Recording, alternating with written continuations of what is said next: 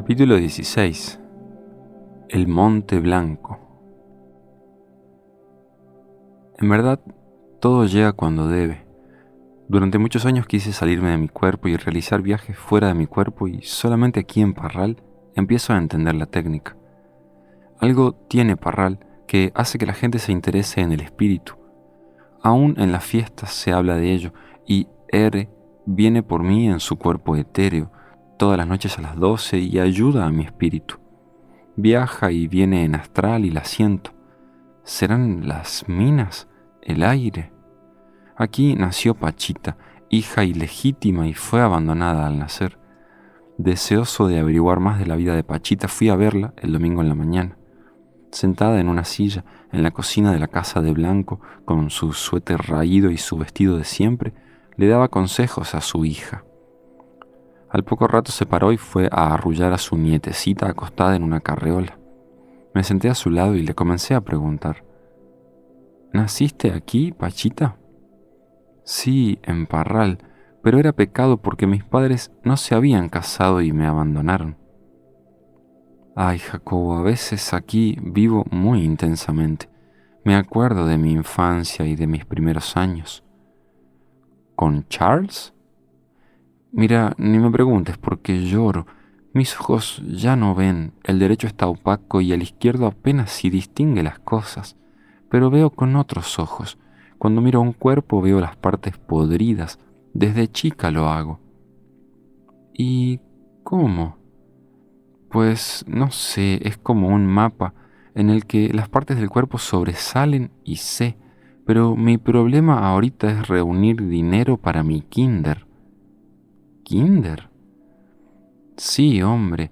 Allá en las colonias pobres de México la gente ve pura porquería.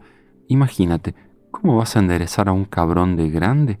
Es necesario empezar cuando están chiquitos, y por eso quiero hacer un kinder y enseñarles buenas cosas a los chamacos desde chiquitos. Yo creía que iba a reunir dinero suficiente para pagarle al albañil, pero ni viene gente. Por eso ya me voy a ir el viernes. Tengo muchas cosas que hacer. Quiero regalarles juguetes a los niños pobres. En Navidad siempre les hago una fiesta, y el 6 de enero pozole y tostadas, y toda la colonia se viene a mi casa de México y les pongo música y también, ¿por qué no?, bebidas para que los grandes se alegren. ¿Tú crees, le pregunté, que se pueda aprender a curar? Pues no sé. ¿Qué ves en mi cuerpo? Mucho cansancio y éxito con tu libro, porque lo estás viviendo en carne propia. Nadie te cuenta lo que ves y ese es el secreto de un buen escritor. La juventud aquí es muy espiritual, le dije. Los muchachos viajan fuera de sus cuerpos. Puro cuento. No, Pachita, es cierto. ¿Y tú, Pachita, sales de tu cuerpo? Pues nada más hago un empujón y ya estoy afuera. ¿Y a dónde vas? Pues depende. Cuando alguien me necesita voy a verlo. A veces lo hago para visitar lugares. Si vieras qué bonita es Siberia. Cuando voy por allá me gusta regresar por el Monte Blanco. Se ve muy bonito, pero hace mucho frío. ¿Lo ves como aquí? Claro, veo todo, siento y huelo. ¿Te metes en otros cuerpos? Es muy necesario ser muy cuidadoso en eso, sobre todo no cruzarse. ¿Cruzarse? Hombre, cruzarse. ¿Y ves otras entidades? Pero están mejor que nosotros, son más puros. ¿Vas a otros planetas? A Marte y a la Luna y a Júpiter. ¿Hay vida en Júpiter? No. ¿Vas al Sol? No, allí es demasiado poderoso. Me gusta mucho visitar los cráteres de la Luna, son muy bonitos, pero tengo que regresar a tiempo. ¿A tiempo? Sí, hay un tiempo para todo y se debe respetar. ¿Alguien te dice cuándo regresar? Sí, Orión. Pachita no podía quedarse quieta por más de unos minutos. La seguí a la cocina y junto con Enrique hablamos de las operaciones. Yo platicaba lo que había visto y la más asombrada era Pachita.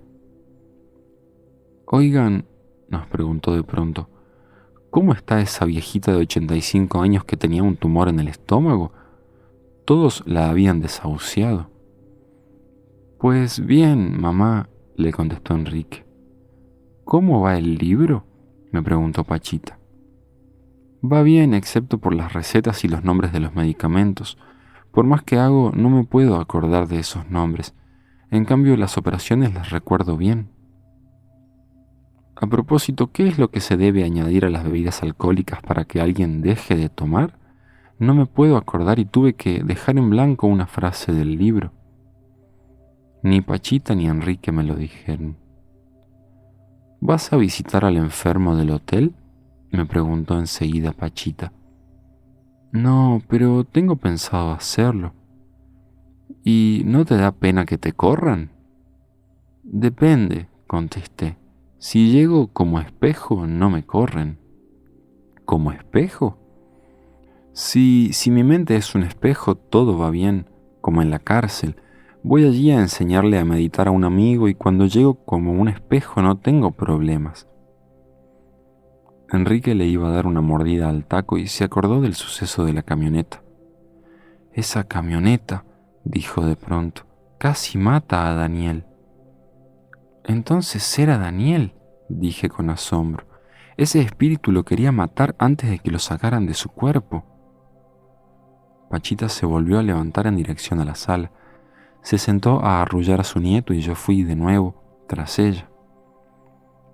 ¿Mañana habrá consulta?, le pregunté. Sí, pero yo no estoy extasiada. ¿Qué? Sí, no trabajo con el gran jefe, trabajo con otros médicos. ¿Por qué? Bueno, Jacobo, ¿no crees que hay muchos seres que deben terminar su misión? Aquí no hay la seguridad de que me abra toda. Aquí hay más claridad y aquí entran otras entidades.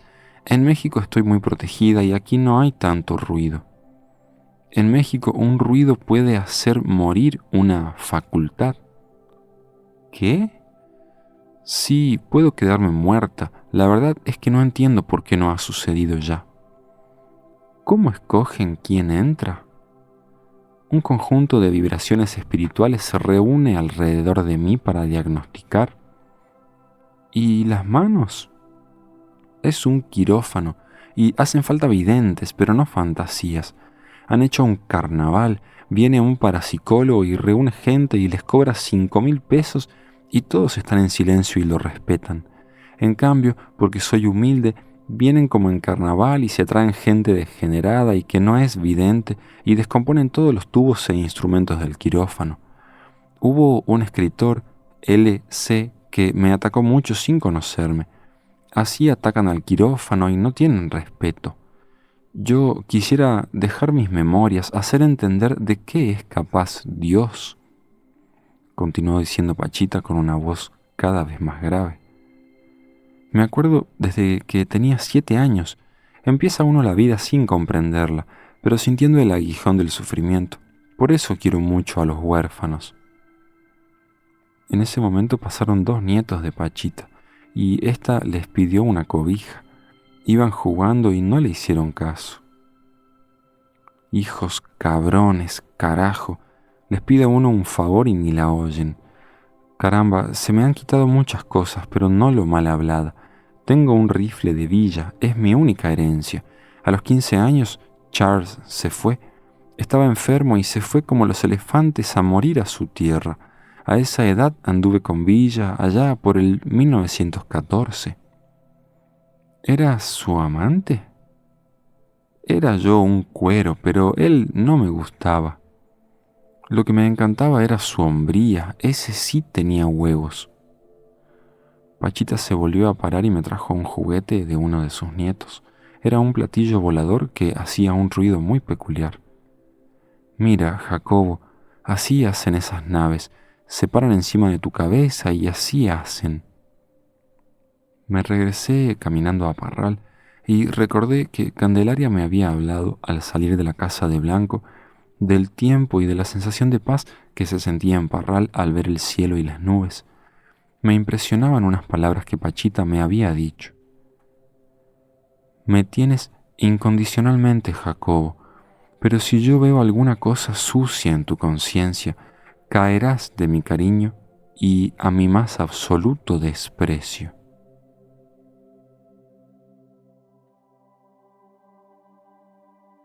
Capítulo 17. Las consultas. Fui a visitar al operado del hotel. En una cama llena de cojines reposaba un señor casi calvo, de nariz aguileña, tipo español. Su hijo y su esposa lo cuidaban. Me presenté y lo vi. Antes de la operación no podía hablar y sobrevivía gracias a un aporte de oxígeno. Ahora volteó a verme y empezó a platicarme de su operación. Todavía estaba paralizado el lado derecho de su cuerpo, pero el color de su piel era rosado. Ya no necesitaba oxígeno y hablaba, no con mucha claridad, pero lo hacía. El hermano le había extraído un tumor cerebral y su hijo, después de haber visto la operación, había recuperado la fe. Al día siguiente fui a visitar a Pachita y me la encontré dando consultas. No estaba en trance y solamente cuando le dictaba las medicinas y los remedios a Enrique su voz cambiaba. Auscultaba a los enfermos con sus manos y mientras cerraba los ojos parecía observar el interior de los cuerpos y los detalles de las enfermedades. SM estaba en el recinto y el cuadro de Cuauhtémoc enmarcaba la cabeza pelirroja de la santa.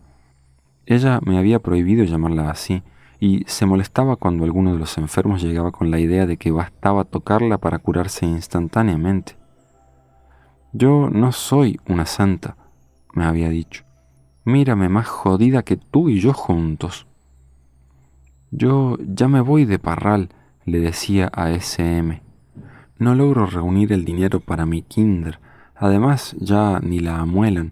Ayer vino el padre y me obligó a ir a misa. Eso no me gusta, SM.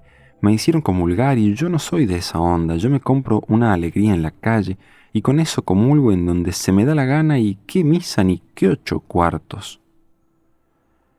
El hijo de SM pidió consulta. En lugar de pegarle a una pelota de fútbol, le había dado una patada a una banqueta y su pie le dolía mucho. Pachita le acomodó un hueso, como quien atornilla una tuerca dejándolo listo para caminar sin dolor. Tú también comúlgate, SM, le dijo súbitamente Pachita. ¿Por qué nada más yo? Nada más me ven la cara de pendeja y yo no soy de esas ondas. Dios está en todos lados y nadie comulga más que yo. Lo decía en serio. Al final de la sesión, llorando amargamente, me contó la injusticia que veía. Me habló de las diferencias tan grandes entre ricos y pobres, de los sufrimientos de estos últimos y de la ceguera de los primeros. ¿Por qué no reparten todo su dinero? SM tiene un empleado con 10 hijos y está enfermo y no le alcanza su sueldo. Enrique leía un libro de bolsillo mientras apuntaba las recetas.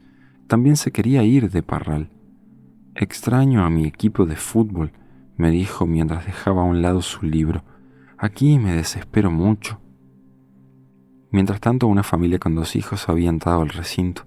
La mamá, una señora grande y obesa, se adelantó y saludó a Pachita y se descubrió el pecho. Tengo unas bolas aquí y estoy muy asustada. Pachita la auscultó y le preguntó si se había caído. No, contestó la mujer. Las tenía en los 2 lados. Me salieron después de que me froté con una crema reductora. Todavía le doy de mamar a mi hijo y me duele mucho. Zarzaparrilla, raíz blanca 3 veces al día y papas, le dictó Pachita a Enrique. Pomada roja después de la papa y que el muchacho mame al revés. Lo que tiene es agua, no cáncer, diagnosticó Pachita. Ahora le tocó el turno al marido. Tenía la piel muy maltratada y llena de llagas. Vaselina sólida, té de olivo como agua de uso. Después de recetarlo, Pachita le preguntó si acostumbraba a bañarse en presas o lagos. No, solo en baños públicos. Zarzaparrilla, gotas verdes, papaya en las heridas y polilla. ¿Conoces la polilla? Mira, consigues una madera muy apolillada, sacas la madera comida de las polillas, las mezclas con pedacitos de papaya y agua de malva y te lo untas en la piel. Después entró una mujer. Pachita le tomó la mano y con los ojos cerrados presionó diferentes zonas de la misma. ¿Se sofoca? Usted suda por insuficiencia de páncreas, camomilla, perejil y mujiga de res. Se lo pones en su costado y al día siguiente se lo quita. Pasaron una mujer y su hija. Después de palpar a la primera le recetó linaza y verdolaga para el estreñimiento. La niña tenía zafado un hueso de la cadera y Pachita la citó para operación el miércoles.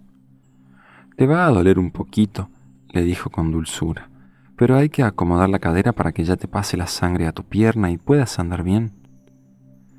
«Mi hija sufre», dijo la mamá. «Se burlan de ella y le dicen chueca». «Así es la humanidad, mi preciosa niña», le dijo Pachita a la muchacha. «Aún de tu misma edad te quieren tirar, pero tú debes perdonarlos». Entraron dos muchachos, uno de ellos en sillas de ruedas. «Me dispararon y la bala me cortó la médula. Los médicos quisieron sacarla, pero me dijeron que un pedazo se había quedado dentro». 3 botellas de jerez, extracto de nuez de cola, aceite de nuez, manzanilla, ajenjo, savia y ruda. «Vamos a ver si todavía tienes la bala». Pachita tocó la espalda con los ojos cerrados, volteaba la cara y parecía esforzarse por permanecer concentrada. «No hay bala, pero los nervios están pegados a la columna. La sangre no baja y no sientes ni cuando orinas ni cuando defecas. El miércoles, si mi padre nos da licencia, te conectaremos tu nervio para que sientas tu orina. Para tus llagas sacas la madera apolillada, la juntas con pedazos de cáscara de papaya y malva y que tu hermano te aplique la mezcla en tus heridas». Después pasó una señora, nos miró muy apenada y se sentó frente a Pachita. «Me duelen las piernas y la espalda y el cerebro». «¿Borracheras?» «Sí».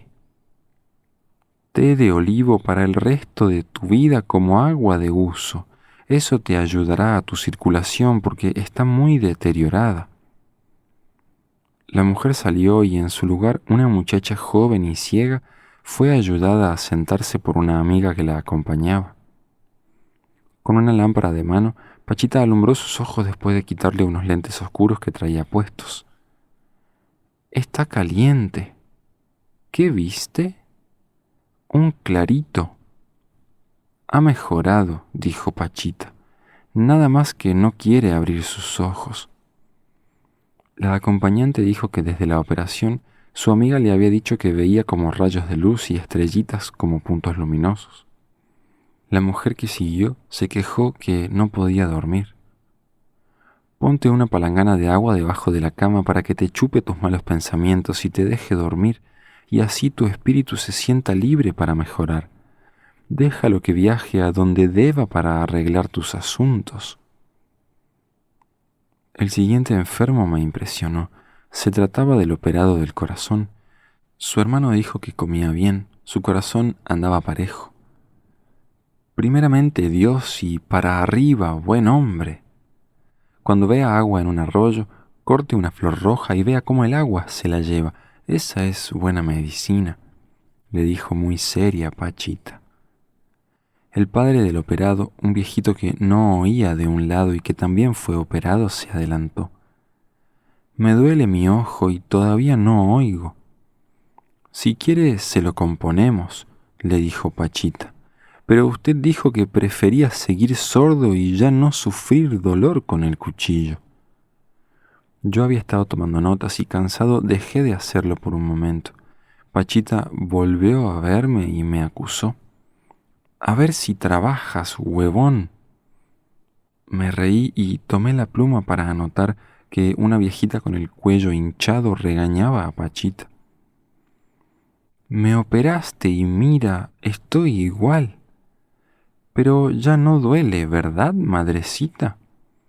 «Pero está igual de hinchado. ¿Ahora qué hacemos?» «Pues vamos a mocharle su pescuezo». «¿Qué me va a hacer?» «Pues mocharle su pescuezo». «Bueno, oiga, Pachita», le dijo la mujer, Véngase a Canotilla o mejor a Durango, a la hacienda de Villa. Allí vivía la mujer y la dirección fue una respuesta a una pregunta de Pachita. ¿Ya reconstruyeron la casa de mi viejo? Sí. Bueno, para que quede como museo. A un señor que pasó después, Pachita le detectó una úlcera. «Está usted anémico y tiene úlcera», le dijo. «Venga el miércoles y se la quitamos».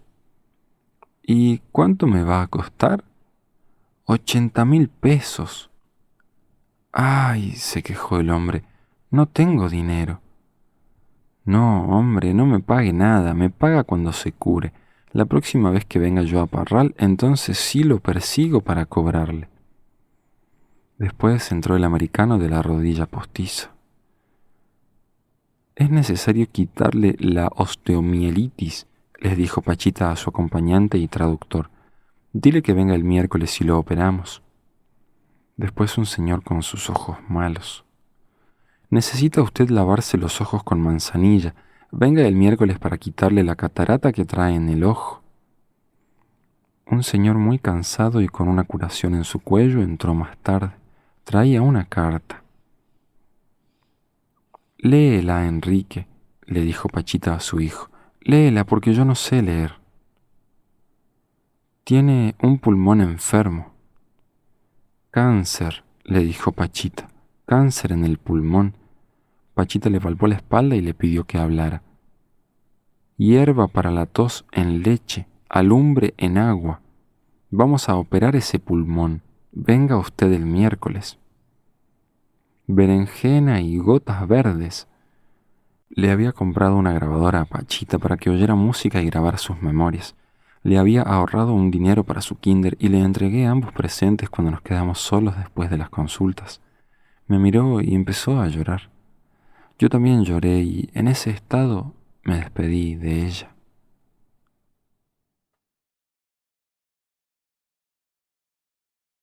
Capítulo 18.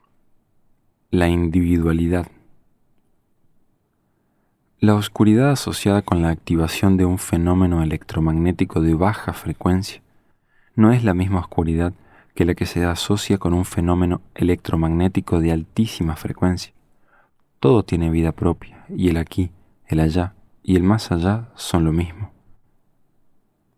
Existe un lugar en este planeta que guarda tal energía que quien vive allí reconoce una fuente inagotable de creatividad fluyendo a través de sí mismo. Quien haya vivido en Tepoztlán sabe de qué hablo. Su situación geográfica y su gente actúan como amplificadores de la conciencia. Quien tenga dentro de sí algo no resuelto y visite Tepoztlán sentirá una tensión suprema. Quien sea puro vivirá el éxtasis. Recuerdo que después de vivir un año en Nueva York haciendo investigaciones cerebrales y completamente decepcionado por la imposibilidad de penetrar en la conciencia utilizando la tecnología psicofisiológica contemporánea, decidí buscar un lugar adecuado para recorrerme a mí mismo. Fui a dar a Tepoztlán. Encontré allí a Rita, mujer extraordinaria que me enseñó la inexistencia de la dicotomía externo-interno, y a John, quien me introdujo en la conciencia de la unidad. Después de 2 años, resolví regresar a la Ciudad de México. He vivido otros años en la ciudad y el constante lidiar con estructuras rígidas me han alejado del verdadero ser. Había dejado de visitar Tepoztlán por temor y cuando conocí a Pachita sufrí una verdadera crisis y un nuevo despertar. Me enfrentaba a la realidad de la existencia de entidades espirituales y a la ilimitada capacidad de la conciencia y la mía propia, confieso, no estaba totalmente preparada para la revelación. Después de 2 meses de trabajo con Pachita, sentía que despertaba de nuevo en la vivencia de un verdadero desarrollo y en la visión del ser humano como poseedor de una esencia extraordinaria. Al regresar de Parral, ansiaba volver a la casa de Pachita y seguir con la obra del hermano.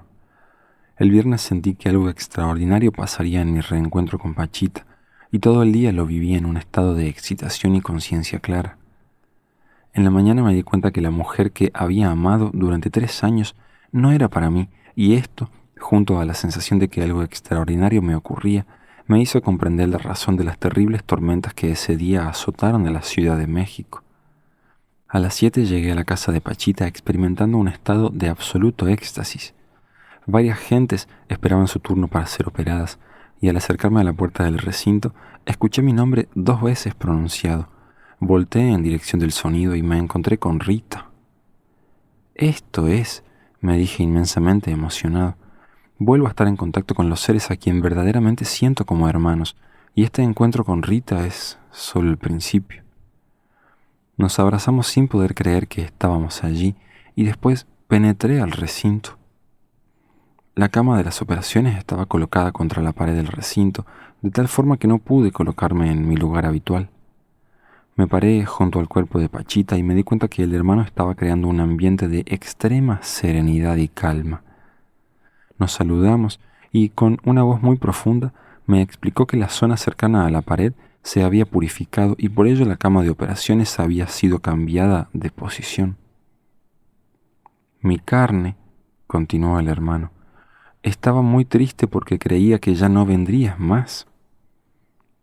¿Cómo crees? ¿Cómo crees? Acerté a decir pensando para mí que nunca abandonaría a Pachita. Iba a decir que adoraba a esa mujer, pero no me atreví. Eres un llorón, me dijo a continuación el hermano, un verdadero chillón. Se refería a la despedida de Parral, y sintiéndome cohibido intenté explicarle que ver llorar a Pachita me producía tal dolor que tenía que acompañarla en su llanto, pero tampoco se lo dije, aunque estoy seguro que captó mis pensamientos. Qué tristeza tan grande, ¿verdad, Jacobo? Vivimos mucho dolor en Parral, le contesté, y mucha hipocresía. El hermano bromeó diciendo que yo estaba deseando regresar a Parral y que solo esperaba la más mínima oportunidad para retornar allá. Todos reímos y nos preparamos para las operaciones. Candelaria ocupaba la posición de afanadora y se ocupaba de cortar algodones y empaparlos de alcohol cuando llegó el primer enfermo. Si recuerdo mis primeros días al lado del hermano y los comparo con mi visión presente, me asombro de mis cambios. Al principio me costaba un trabajo terrible pensar que el hermano existía como una entidad independiente y conservando su individualidad. Mi concepción del nivel espiritual era el de un indiferenciado y omnipresente estado en lo que lo individual desaparecía para dar lugar a la unidad. A pesar de haber visto a don Lucio hablar con espíritus y de haber desarrollado toda una técnica para recuperar la memoria de vidas pasadas, no había logrado aceptar la existencia de lo individual más allá del plano orgánico. Después de casi 2 meses, esa idea ya no existía.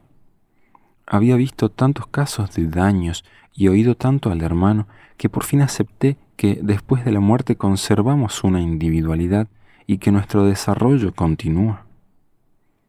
Cuauhtémoc, por ejemplo, había sido brutalmente impedido de seguir su aprendizaje en la tierra y para pasar al siguiente nivel debía culminarlo a través del cuerpo de Pachita y de todos los que constituirían la cadena chamánica de la obra.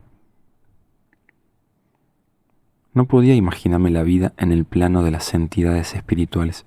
Sin embargo, empezaba a tener accesos a ciertos elementos que poco a poco me ayudarían a entender. Uno de ellos sucedió al final de la sesión de operaciones que describiré más adelante. El cuerpo de Pachita ocupó un banco junto al altar y se despidió rápidamente de los que nos encontrábamos en el recinto. Levantó su brazo derecho y nos anunció que debía irse pues tenía una misión muy urgente por cumplir. Misión urgente. Yo había sentido durante 2 semanas una tensión insoportable que se acrecentaba por instantes y por instantes disminuía de intensidad. Tengo suficiente edad y experiencia para diferenciar lo que proviene de mi historia personal y lo que resulta de un cambio global de conciencia, y la tensión que experimentaba tenía un origen en lo segundo y no en lo primero. Sentía que una lucha formidable se desenvolvía ante mis sentidos psíquicos y que en ella se jugaba la alternativa de la luz contra la oscuridad. Se lo dije al hermano al iniciar la sesión y al final la misión urgente me conectó con esa lucha. Así es que, pensé con entusiasmo, el hermano y otras entidades realizan coaliciones, tienen planes y luchan y se comunican y viven en una obra permanente y siempre defendida. Definitivamente existía un nivel de conciencia que, aunque ocurriendo simultáneamente con la mía propia, me pasaba completamente inadvertido en sus detalles y en cambio era claro en emociones generalizadas y sensaciones indiferenciadas. Nunca tuve tanta claridad de tal existencia como en esos días después de regresar de Parral. Deseaba establecer contacto con ese nivel de realidad y ser capaz de ver más profundo y claro lo que el hermano hacía. Creo que esa fue una de las razones que me impulsaron a ir a Tepoztlán. Una de las enfermas que el hermano operaría de la espalda reposaba en casa de Rita y le ayudé a aplicarse la medicina que Pachita le había recetado a fin de fortalecer su columna. Era puré de papas hirvientes que debía colocarse en la espalda durante toda la noche. Obviamente, además de una capacidad curativa desconocida para mí, ese remedio tenía la bondad de dirigir la atención de la enferma hacia la zona delicada y cobrar conciencia de su funcionamiento y anatomía. El dolor de la espalda, como cualquier experiencia, es la resultante final de un proceso neuronal hipercomplejo. El dolor es la transformación a experiencia consciente de lo que previamente es un manejo de la lógica neuronal a través de circuitos hipercomplejos. Las papas servían para dirigir la atención al proceso previo a la consultante, lo que seguramente canalizaría energías en la dirección adecuada y fortalecerían la zona por operarse. El acceso de la conciencia a su procesamiento, además de permitir un grado de conocimiento supremo de la propia individualidad, es una nueva aventura grandiosa del pensamiento. De alguna manera, este acceso abre las puertas que permiten percibir la realidad como una creación personal y facilita la conciencia de unidad. Quiero decir que quien sea capaz de entender sus procesos internos encontrará que entre ellos y lo que llamamos el mundo existe una continuidad y que una simetría adamantina configura a lo interno como un micromodelo de lo externo. La simetría se traslada después a un plano de sinonimia y en ese instante se reconoce que lo interno y externo forman un continuo inseparable. Por supuesto que una de las fronteras de la conciencia de unidad es el manejo directo del mundo a través del pensamiento y la apertura del contacto con las entidades espirituales. En Tepoztlán recordé que, al igual que el espacio bicónico de Minkowski, la conciencia corporalizada es un cono convergente que unifica elementos localizados en su base hasta llegar al centro o punto de inclusión total que, en una integración espléndida, conecta la conciencia con su propia individualidad. El centro es el final y el punto de partida. Es la sensación de ser más allá de cualquier definición y la lógica cerebral adecuada para llegar a ese centro es la lógica convergente. Así pues, en lo cerebral, el proceso es un cono terminado en un punto. El siguiente nivel vuelve a ser cónico, pero en lugar de converger, diverge. A partir del punto se expande la conciencia y se abre el espacio. Allí es donde se establece un contacto con la otra realidad. Pachita había tenido que vivir innumerables experiencias para dejar atrás otras tantas ilusiones y establecer un contacto total y permanente con su centro de conciencia. Después apareció el hermano. También recordé en Tepoztlán que a partir de cierto nivel de vida, las ilusiones se reconocen y se descartan como falsas. Así sucede con el sexo, el ego, las dependencias emocionales y el mundo material.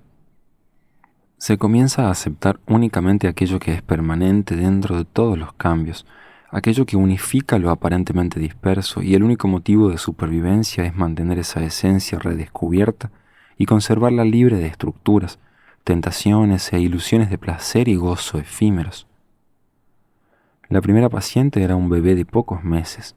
Su cuerpecito delicado fue abrazado por el hermano y después colocado en la cama de operaciones. Su carne era delicada y frágil y sufría de una debilidad general y retraso motor intenso. El hermano comentó acerca de la fragilidad de las criaturas y haciéndome sostener esa cabecita diminuta entre mis manos, introdujo el cuchillo de monte en la nuca de la criatura.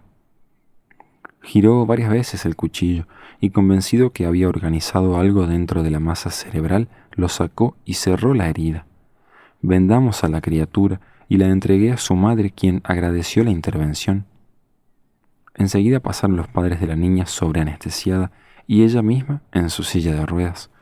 El hermano tomó el brazo de la niña y le pidió a ésta que se levantara de su silla de ruedas. Vi el asombro y la ilusión en la cara de sus padres y me presté a ayudar a la bellísima inválida. Parecía haber entendido la orden de la hermana y con un esfuerzo titánico y emocionado se levantó de la silla y permaneció parada durante un instante. Su cara reflejaba el esfuerzo y sus ojos mudos reflejaban un conocimiento recién adquirido. La niña había empezado a mostrar signos alentadores de coordinación motora y mientras Pachita permaneció en Parral, se había caído de su silla en uno de sus intentos por caminar por sí misma. El hermano comentó que la caída había sido una bendición porque había ayudado a conectar dos partes del cerebro que eran necesarios para el siguiente nivel de recuperación. La acostamos boca abajo y yo le sostuve sus piernas mientras su padre hacía lo mismo con su cabeza. Yo había visto por lo menos 3 operaciones de cerebro realizadas en ella y ninguna infección que en otras condiciones un cuchillo de monte sin esterilizar y en contacto con vientres, pechos, penes y vaginas infectadas debería necesariamente provocar. Noté una rigidez extrema en las piernas de la niña y el hermano comentó con gusto que ella también se enojaba y a eso se debía la tensión de su cuerpo. El cuchillo penetró el cuero cabelludo y parte del cráneo y yo presté mucha atención a la sangre que brotaba de la herida. Era muy extraña y ya la había percibido varias veces y en muchos enfermos. Su coloración era roja como la sangre normal, lo mismo que su olor, pero su consistencia era extraña en extremo. La única forma que se me ocurre para describirla es una pasta constituida de esferas gelatinosas de aproximadamente 5 milímetros de diámetro, recubiertas de una membrana elástica. Eso brotó de la cabeza de la niña, y mientras el hermano trabajaba con el cuchillo, hablaba acerca de la necesidad de conectar y reconectar nervios y estructuras cerebrales. Por fin terminó, cerró la herida y comentó que pronto habría una recuperación colosal. Cuando le platiqué a Rita este caso, de pronto recordé que había visto cómo el hermano injertaba pedazos de cerebro en la masa encefálica de pacientes en sustitución de otros dañados, y un escalofrío tremendo recorrió todo mi cuerpo. Colocar pedazos de cerebro como injerto era trasplantar parte de la conciencia de varias personas a otra, por lo que la recuperación de esta última necesariamente debía ser distinta a la esperada sin las partes ajenas. ¿Qué sucede con la conciencia así injertada? ¿Quién es el que despierta? Me imaginé a la niña completamente recuperada, hablando y pensando y riendo, y pensé que su conciencia sería algo absolutamente distinto de la conciencia que sus padres habían conocido. Le pregunté a Rita si, en su opinión, el centro no cambiaría y me contestó optimista que así sería. La recuperación debía ser gradual y no abrupta, entre otras cosas, para permitir la unificación de la niña. Recordé a Patanjali y sus aforismos sobre yoga, sobre todo cuando menciona que la finalidad es lograr que el lago de la mente no tenga olas, para que así la mente pueda verse cristalina a sí misma. Recé por la recuperación de la niña en un nivel de cristalinidad y paz y me asusté al ver al siguiente paciente. Era una señora espantosamente hinchada. El hermano la había operado del hígado y de sus riñones semanas antes y yo la había asistido en aquella ocasión. Recordé los rezos de la mujer y me pregunté el porqué de su retorno. El hermano explicó que el injerto que había hecho no había pegado y que eso significaba que había una razón poderosa y no azarosa para la contingencia. Mientras yo sostenía la mano de la enferma, perforó el abdomen y su hinchazón pareció salir de la incisión en forma de un chorro caliente de sangre que me empapó la cara y la ropa. Enceguecido por la sangre y chorreando de la barba, le pedí un algodón con alcohol a Akande. Me restregué y supuse que también debía haber una razón para ese bautizo en sangre, pero no supe dar la respuesta al porqué. Saturé la herida y después de ver cerrarse la tremenda incisión y de no reconocer ninguna cicatriz de la primera ocasión, vendé. Una señora americana de edad adulta ocupó la mesa. Le dolía su pierna izquierda. El hermano había detectado que el fémur se hallaba fuera de su sitio y lo preparó para abrir la pierna y colocarlo en su lugar. Me explicó que debía jalar la pierna para ayudar en la colocación y yo me apresté para hacerlo. Le tomé la mano a la señora y le pedí que me la apretara para calmar su dolor. Una de las condiciones para la operación era que las piernas de la enferma debían estar relajadas y completamente rectas, pero el dolor y el miedo impedían lograr lo anterior. La enferma apretaba mi brazo derecho, mientras mi izquierdo se preparaba para ayudar a dar el tirón necesario para colocar el fémur. El hermano abrió la pierna y maniobró directamente sobre el fémur mientras la señora gritaba de dolor. Sentí que debía utilizar mis dos manos para jalar y traté de soltarme la derecha, pero la mujer no quería dejarme ir. «Jala, Jacobo, jala». «No puedo, no quiere soltarme la mano». El hermano rió ante mi situación y en una maniobra acrobática me tuve que subir a la cama para que Enrique tirara de la pierna. «No te quieres soltar, ¿verdad, Jacobo?», me preguntó bromeando el hermano mientras todos oíamos los tronidos de un hueso encajando en otro. Por fin el fémur había ocupado su lugar y la enferma sintió que el dolor menguaba y que había recuperado completamente el movimiento de su pierna. Le pedimos que la moviera en todas direcciones y lo hizo alegremente y sin dolor. Después me contaron que los gritos de la operada y los míos propios ordenándole que se relajara habían sido escuchados en toda la cuadra. El último enfermo era un músico de Nueva York completamente sordo de su oído derecho. Rita lo había traído y curiosa asistía a la intervención. Nos saludamos dentro del recinto y el hermano, tras hacer un campo alrededor del oído, introdujo casi todo el cuchillo a través del mismo. Iba a, en sus términos, abrir el caracol para devolverle la función al oído. La operación duró largos minutos y no fue concluida hasta que Stan indicó que escuchaba algo levemente.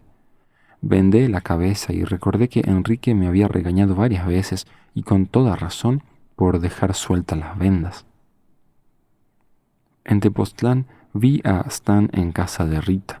El vendaje le daba una apariencia de Van Gogh venido a menos y preocupado por su recuperación. Al verlo me vino la imagen de la bebé operada de su cabeza. Recordé que el hermano le había inyectado líquido cefalorraquídeo y que había pedido una sonda de plástico. Había introducido esta última al cerebro, mientras que el otro extremo se lo había colocado en la boca para chupar o quizás inyectar un líquido rojizo que parecía sangre. Nunca había visto esa maniobra y en mi asombro nunca supe si la sangre provenía del cerebro de la criatura o de la boca de Pachita. No sé por qué la vista de Stan me recordó la sonda, pero así fue. Conversé con Stan y le hablé de mi libro y él se emocionó enormemente.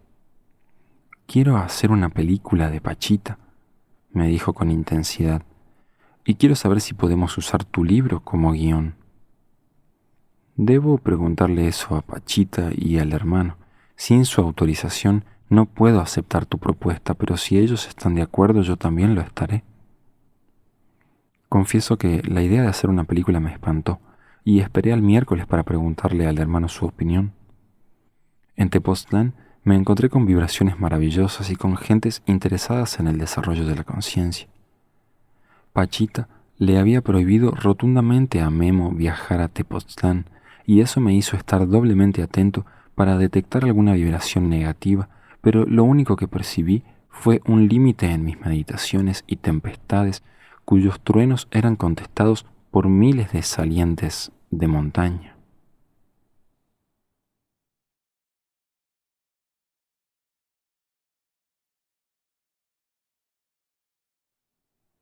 Capítulo 19. Lo que ustedes, los mortales, llaman ego. La verdadera realidad trasciende toda lógica, pensamiento y verbalización. Más allá del pensamiento y el lenguaje está lo que conecta con el ser y con la vida plena de sentido. Cada uno de nosotros es un sentimiento y existe un estado de conciencia desde el cual se dialoga con el mundo y todo adquiere significado. El lunes, en la sesión de meditación con mi grupo, todos vimos una luz blanca y dos de nosotros nos conectamos con el diálogo del mundo. Un ruido contestaba un deseo y una pregunta. El trinar de un pájaro respondía a una ilusión y el ladrido de un perro una sensación corporal. Ningún lenguaje puede describirlo y cualquier lenguaje puede llegar al sinsentido total. El sentimiento de unión con el mundo jamás. Así me preparé para la sesión del miércoles.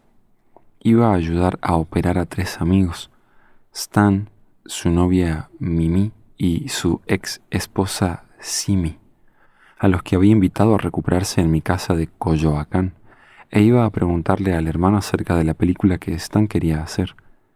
El miércoles en la mañana me introduje de nuevo en el estado de sincronicidad y de nuevo supe que existe un estado de conciencia en el que se establece un diálogo con el mundo en el que cada sonido, gesto, movimiento, cambio de coloración y textura de las nubes tiene un significado total.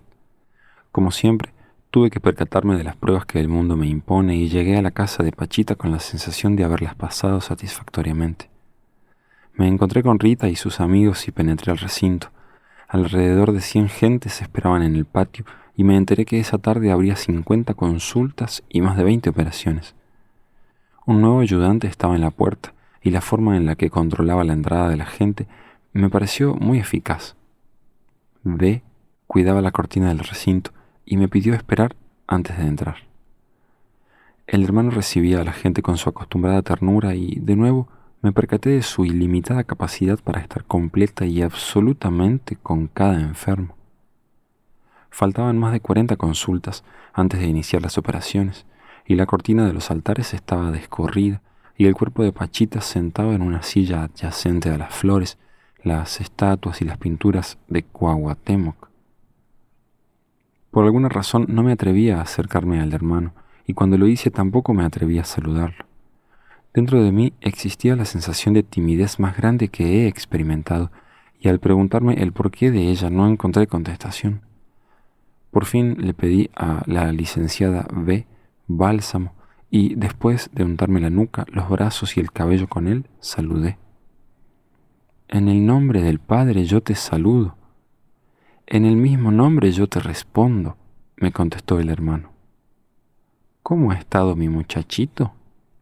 Pues ya bien, respondí. ¿Qué cosas nuevas han encontrado? La luz ya está de nuevo con nosotros, contesté, sintiéndome un poco superficial. En realidad, lo que había visto era el diálogo del mundo con la conciencia y mi preocupación de los días pasados era entender el nivel de conciencia en el cual se estimulaba la sincronicidad. Pero eso no lo dije y solo hablé de la luz. Esta última la había visto venir para todos y no únicamente para mí. El hermano me miró fijamente y me respondió algo que me dejó triste e inseguro. ¿Qué acaso la luz va y viene? ¿Qué acaso estamos jugando? Pensé que el hermano no había entendido que me refería a la victoria de la luz para todos, y no solamente para mí, pero también supe que su admonición era justa y necesaria. Los enfermos venían y se iban y cada uno recibía su receta y diagnóstico. Me impresionó observar que todos ellos llegaban con un huevo y que éste le era entregado al hermano para realizar una limpia. Esta última era similar en ejecución a la que yo había visto realizar a don Lucio. Consistía en una serie de movimientos de huevo alrededor del cuero cabelludo que semejaban la configuración de algunas estructuras cerebrales como el hipocampo. Después de cada limpia, el huevo era tirado en un basurero y el enfermo recibía un frotamiento con bálsamo. No puedo describir todos los casos, y solo hablaré de los que más me impresionaron. Un niño de 8 años entró solo al recinto y se acercó al cuerpo de Pachita. Tengo ganas de morir, le dijo con voz apagada. El hermano lo miró un instante a través de los ojos cerrados de Pachita y con un movimiento peculiar de cabeza. Por fin lo acercó a sí y le dijo que debía querer a su mamá y que su papá regresaría pronto. Le dijo que su padre había ido a conseguir unos denarios para mantenerlo a él y al resto de su familia. No te preocupes, continuó. Él te quiere mucho y pronto regresará. ¿Qué otra cosa te sucede? El niño habló de una dificultad para controlar sus esfínteres y el hermano, al reconocerle el bajo vientre, consideró que era necesario operarlo. Debe existir algún componente o proceso común y compartido no solamente de los fenómenos de conciencia, sino también de la enfermedad corporal.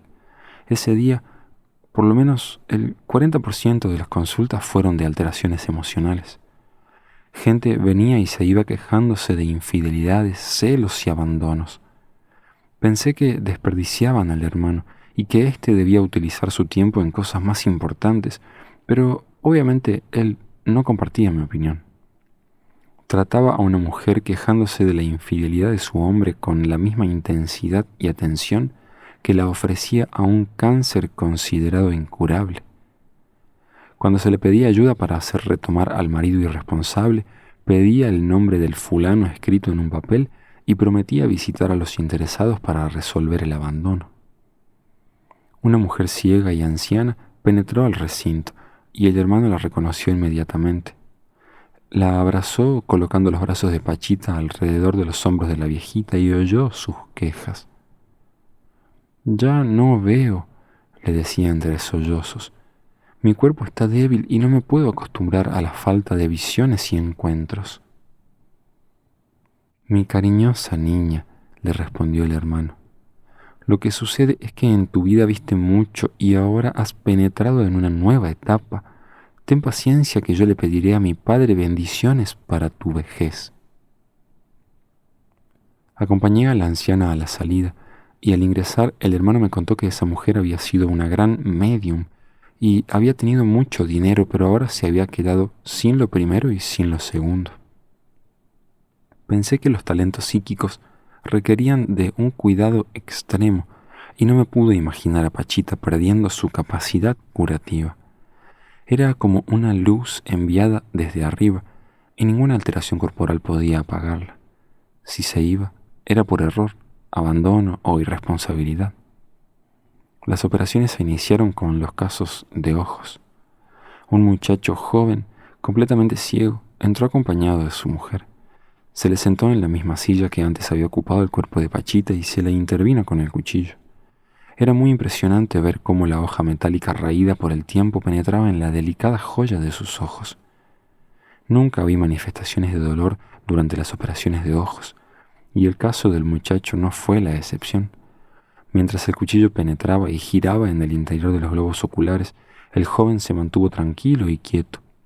Como siempre, después del cuchillo se probó el alcance y finura visual utilizando una lámpara de mano, y el hermano introdujo su pulgar entre la pared interna de la órbita y la externa lateral del ojo. A pesar de todo lo que había visto, me quedé atónito tratando de entender cómo aquel dedo gigantesco podía caber en un espacio tan reducido. Después de varias operaciones de ojos, un muchacho joven y sordomudo ocupó la cama de operaciones. El hermano no me había permitido ocupar mi lugar acostumbrado junto a la ventana y frente al cuerpo de Pachita, y trabajaba a su lado en una posición incómoda. El caso era complicado porque no había forma de saber si la intervención era o no un éxito. El cuchillo fue introducido en el oído derecho y penetró 5 centímetros en él. El hermano susurró que tenía que alcanzar el caracol del oído interno para abrirlo. Yo decidí tocar las cejas del muchacho para detectar algún movimiento que me indicara una respuesta al sonido. No lo pude hacer desde la posición que ocupaba y le pedí al hermano permiso para ocupar el lugar de la ventana. Accedió y empezamos a hablarle al sordomudo. «Su mundo es muy diferente al nuestro», dijo el hermano. «Inclusive si logro abrir el caracol, el sonido no será reconocido como tal, sino como otra sensación». Después de varios minutos, Noté que las cejas se movían en el instante en el que llamábamos al muchacho, y allí concluyó la operación. Mientras traían al siguiente paciente, aproveché para preguntarle al hermano: ¿Tienes amigos? Claro, me contestó, todos son mis amigos. Pero, insistí, ¿tienes amigos? Bueno, mi séquito me acompaña. Cuitláhuac está a mi lado y el resto de mis compañeros de reinado me ayudan. En ese momento entró Memo. Tenía un dolor terrible de cabeza y se sentía mareado por tantas gentes y problemas. Hermano, le dijo con voz fuerte, ya no aguanto tanta gente. Mira, mi pequeño, no te desesperes. Memo no está hecho para multitudes, nos dijo el hermano a Armando y a mí más tarde. Se desorganiza y le da dolor de cabeza. Yo tampoco me sentía muy tranquilo. Le había prometido a Stan preguntar acerca de la posibilidad de filmar una película acerca de Pachita, utilizando como base este libro, y no encontraba la forma de plantear la petición. Por fin me atreví y le dije al hermano que haría lo que él aconsejara. Si consideraba adecuada la película, colaboraría en ella, y si no, no lo haría. Mira, Jacobo, me contestó con seriedad, la finalidad es comercial y no hay inocencia. Le agradecí la claridad y acepté su decisión, y a partir de ese momento me sentí tranquilo. La siguiente paciente fue una mujer que se quejaba de dolores abdominales. Armando me dijo que la paciente venía acompañada de una vidente y que sería interesante preguntarle. No sé cómo Armando supo que era vidente y noté que su actitud cambiaba. Seguramente se sentía observado y eso le hizo comportarse con mayor seriedad que la acostumbrada. La mujer se recostó en la cama y el hermano auscultó el vientre. «Ya te han operado, ¿verdad, mujercita?» A la mujer le habían extraído la matriz y una cicatriz enorme era la constancia del atentado. «La medicina moderna es una carnicería», comentó muy serio el hermano. «Los doctores no tienen empacho alguno en violar lo más sagrado del feminismo y extraen la matriz de la mujer como si fuera una muela careada. Jamás se debería hacer tal barbaridad. Es un atentado en contra de la vida y de la posibilidad de procrearla». «Es que tenía cáncer», contestó la mujer. «¿Qué cáncer ni qué 8 cuartos? El cáncer está de moda y cuando los médicos no saben algo dicen que es cáncer y se atreven a hacer estas barbaridades». «Se han especializado», continuó, «y ya no recuerdan que el cuerpo trabaja como una unidad, por eso muchas veces no saben lo que hacen». La mujer se quejaba mientras el cuchillo abría su vientre. Yo le sostenía la mano mientras tanto y acariciaba su frente intentando disminuir el dolor. Armando, muy serio, le pasaba algodones al hermano, después de lo cual me pidió que saturara. Como siempre, coloqué un algodón empapado en alcohol sobre la herida y mis manos encima. La apertura se cerró casi instantáneamente y Armando se apresuró a vendar a la mujer. Curioso, le pregunté a la vidente lo que había percibido y me contestó que una luz dorada había flotado sobre el cuerpo de la enferma y nos había rodeado a Pachita, a Armando y a mí. Después de salir, el hermano nos confesó que la descripción lo había decepcionado. Una verdadera vidente, nos dijo con intensidad, dice: «En nombre y por gracia de Dios veo», y describe lo que ve y no solo dice una luz dorada. En ese momento, Memo volvió a entrar más molesto que antes. «Una señora», dijo, «quiere que la atienda si no está apuntada e insiste demasiado y a mí ya me colmó la paciencia». «Ay, mi querido pequeño», le contestó el hermano, «¿cuándo aprenderás a perdonar y a tener paciencia? Recuerda a Jesús. Cuando caminaba cargando la cruz en dirección a su muerte, un hombre se le acercó y sin importarle su sufrimiento, le pidió ayuda para calmar el suyo propio. Jesús lo miró entre su propia sangre y lágrimas y le dijo: «Curado seas». ¿Me han entendido? A pesar de su propio sufrimiento y en el último instante de su vida, Jesús era capaz de dar, y eso era lo que hizo. La descripción del hermano me impresionó, y creí ver imágenes de un remoto pasado. Jesús era capaz de salir de su propio cuerpo y curar otro, aún en las peores condiciones personales. ¿De dónde sacaba la capacidad de concentración o qué poder inmenso tenía sobre la energía y sobre entidades dedicadas a curar? El nivel del hermano y el del propio Jesús era ilimitado, y la interfase que había entre ellos y la materia era como una membrana capaz de ejecutar las más inconcebibles maniobras. El siguiente enfermo tenía un tumor cerebral que le producía un temblor constante de brazos y manos. Cirujano de profesión, un hombre de unos 60 años, ocupó la cama. «Mira, Jacobo», me dijo el hermano, «este hombre es un magnífico médico, y hoy vamos a rogar para devolverle el control a sus manos». «Mi dulce pequeño», le dijo el hermano al médico, «vamos a ayudarte para que puedas operar de nueva cuenta. ¿En dónde está tu mal?» «En el lóbulo parietal derecho», contestó el médico. «¿Nos vas a decir lo que hacemos?», le pidió el hermano. Tomé la mano del hombre y oí la descripción más extraordinaria. «Acabas de trepanar mi cráneo, ahora estás apartando mis meninges, ahora penetras mi cerebro, ahora cierras la trepanación y la herida de mi cuero cabelludo». Armando vendó la cabeza del médico y éste preguntó si ya podía operar.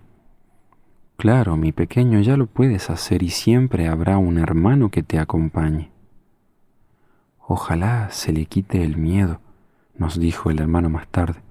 «Orgánicamente su problema está resuelto, solo falta lo emocional». Súbitamente volteó a verme y me dijo algo muy extraño. «Jacobo, cuando tengas un estetoscopio de oro macizo, sabrás lo que es Dios». El siguiente paciente era un anciano que tenía un problema prostático. Le ayudé a acostarse boca arriba y mi cuerpo fue recorrido por un escalofrío cuando me di cuenta lo que el cuchillo hacía. La mano izquierda de Pachita sostenía el pene del hombre y con la derecha introducía el cuchillo a través del orificio urinario del mismo. La hoja del cuchillo tiene una longitud de aproximadamente 15 centímetros y yo solo veía 3 o 4 fuera del pene. El resto había penetrado en el mismo en forma imposible. El hombre no se quejaba y parecía no sufrir dolor. Con la máxima atención observé los giros, movimientos y traslaciones del objeto metálico dentro del pene y, sudoroso, rogué porque jamás tuviera un problema en la próstata. El hermano pareció escuchar mis pensamientos y me dio el remedio para mantener una próstata en perfecto estado de salud. El siguiente paciente fue C.H., un muchacho judío proveniente de Canadá. Tenía poliomielitis y parálisis total de la cintura para abajo. La había sufrido en edad temprana y sus hombros, pecho y brazos se habían hipertrofiado por el uso de muletas. Lo acostamos boca abajo y le descubrí la espalda alzándole la camisa.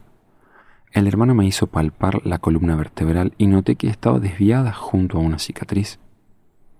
«Jacobo, pregúntale cuándo lo operaron». Traduje que cuando era niño y que la finalidad había sido permitirle estar cómodamente sentado en una silla de ruedas.